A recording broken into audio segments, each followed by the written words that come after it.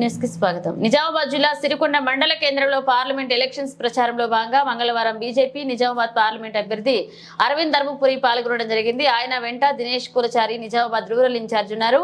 ఈ కార్యక్రమంలో అరవింద్ మాట్లాడుతూ వచ్చే పార్లమెంట్ ఎలక్షన్స్ లో తనకు పూర్తి మద్దతిచ్చి కమలం పువ్వు గుర్తుకు ఓటు వేసి తనను ఎంపీగా గెలిపించారని సిరికొండ ప్రజలను కోరారు. ఈ ఎలక్షన్స్ లో కూడా మోదీ ప్రధానమంత్రి కావడం ఖాయమని, దీనికి నిదర్శనం మోదీ చేసిన దేశ సేవయే కారణమన్నారు. మోదీ ఎన్నో పథకాలు తీసుకొచ్చాడని, బడుగు బలహీన వర్గాల జీవితాలలో వెలుగు నింపడాన్ని దేశంలో అనేక రకాల సేవా కార్యక్రమాలు చేశారని తెలిపారు. ఇక కాబట్టి ఎలాగైనా మోదీకి మద్దతుగా తనను గెలిపించాలని కోరారు. ముందు ఈ దేశం ఎంతో అభివృద్ధి చెందుతుందని, మనందరం కలిసి అభివృద్ధి చేసుకుందామన్నారు. అదేవిధంగా సిరికొండ మండల కేంద్రం నుండి కామారెడ్డికి మరియు నిజామాబాద్ కు పెద్ద రోడ్డు కావాలని సిరికొండ మండల ప్రజలను కోరారు. దానికి అరవింద్ సానుకూలంగా స్పందించారు.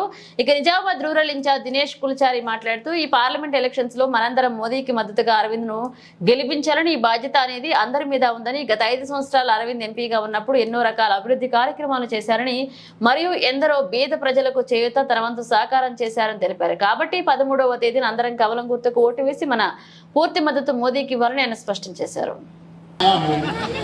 क्योंकि जितनी सेवा करते हुए मैंने हमारे अरविंद धर्मपुरी जी को दुबई में, अबू धाबी में, शारजा में, तेलंगाना के लोगों को करते हुए देखा, उतना किसी को भी नहीं देखा। ये हर वक्त यूएई आते हैं और हर लेबर कैंप में मेरे साथ जाते हैं, तेलंगाना के लोगों से मिलते हैं, निजामाबाद के लोगों को ढूंढ के मिलते हैं, उनकी कोई परेशानी होती है तो वो सुनते हैं और उसका निदान करते हैं। इंडियन पीपल फोरम न कोई जात देखता है, न पात देखता है, न पार्टी देखता है। वो कांग्रेस का हो, बीआरएस का हो, टीएमसी का हो, किसी का भी हो, लेकिन वो सिर्फ भारतीय होना जरूरी है। ये हमारे नरेंद्र मोदी जी का कहना है।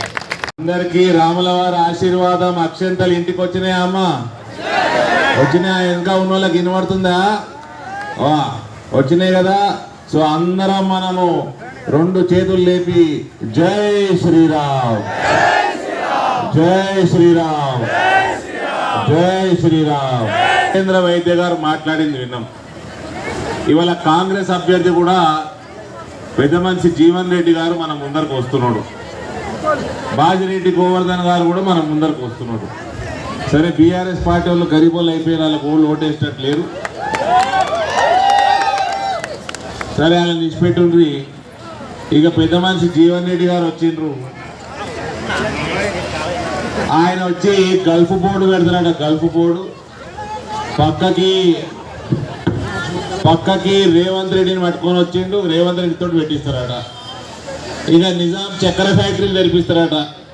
ఈ 2 కూడా తెరిపిస్తానికి రాష్ట్ర ప్రభుత్వంతో పని ఉన్నది.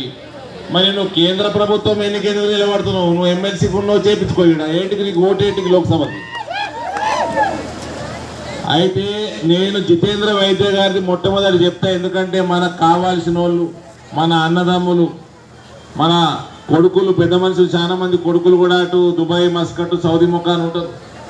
జితేంద్ర వైద్య గారు ఏమంటున్నారంటే, ఈ ఇండియన్ పీపుల్ ఫోరం అన్నది భారతీయ జనతా పార్టీ దుబాయ్లో మన పార్టీ అనుబంధ సంస్థ నరేంద్ర మోడీ గారు పెట్టించింది.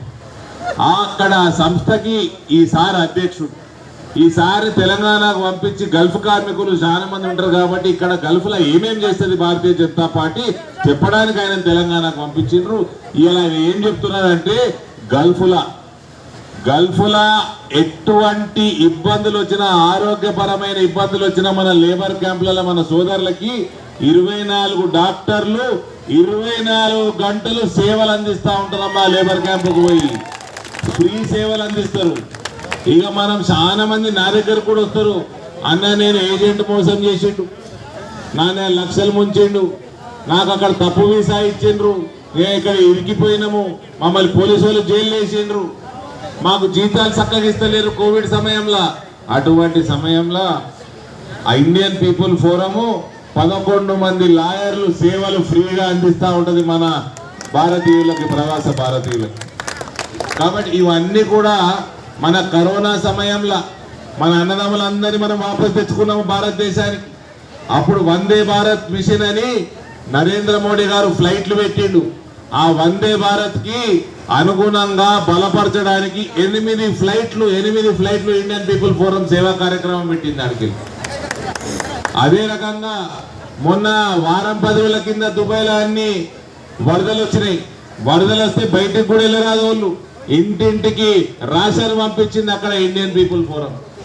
కాబట్టి ఎందుకు చెప్తున్నా అంటే అమ్మా, భారతీయ జనతా పార్టీ నరేంద్ర మోడీ నాయకత్వంలో మన దేశంలో కాదు విదేశాలలో ఉన్న మన భారతీయులకు కూడా కేవలం సేవా కార్యక్రమం కోసం పనిచేస్తున్నది. అక్కడ ఎలక్షన్లు ఉండయి, అక్కడ పదవులు ఉండయి, అక్కడ ఓట్లు ఉండయి. అది కేవలం మనము సేవా కార్యక్రమం కోసం పెట్టినాం. ఇవన్నీ అధికారాలు 45 ఏళ్ల రాజకీయ జీవితంలో కాంగ్రెస్ అభ్యర్థికి ఇప్పుడు ఎంపీ నిలబడుతున్నాడు ఏళ్ల కింద. ఆడ భారతీయ జనతా పార్టీ ఎలక్షన్లు కొట్లాడదమ్మా, ఆడ ఏం రాజకీయం చేయనీకి ఉండదు. ఉట్టి మన ప్రవాస భారతీయులకి సేవా కార్యక్రమం చేస్తారు. అక్కడ ఉన్న భారతీయ జనతా పార్టీ పేరు ఇండియన్ పీపుల్స్ ఫోరం. దాని అధ్యక్షుడు దుబాయ్, అబుదాబి, యునైటెడ్ ఎమిరేట్స్ అధ్యక్షుడు మన జితేందర్ వైద్య గారు మనందరితో మాట్లాడి ఒక 5 నిమిషాలు హిందీలో మాట్లాడతాడు. ఎట్లెట్లా మన అన్నదమ్ములకు అక్కడ సేవలు చేస్తారో Indian people forum Bharatiya Janata party Narendra Modi గారు తెలంగాణకు పంపించిన అధ్యక్షుడిని మనందరికి ఒక 5 నిమిషాలు వివరిస్తాడు.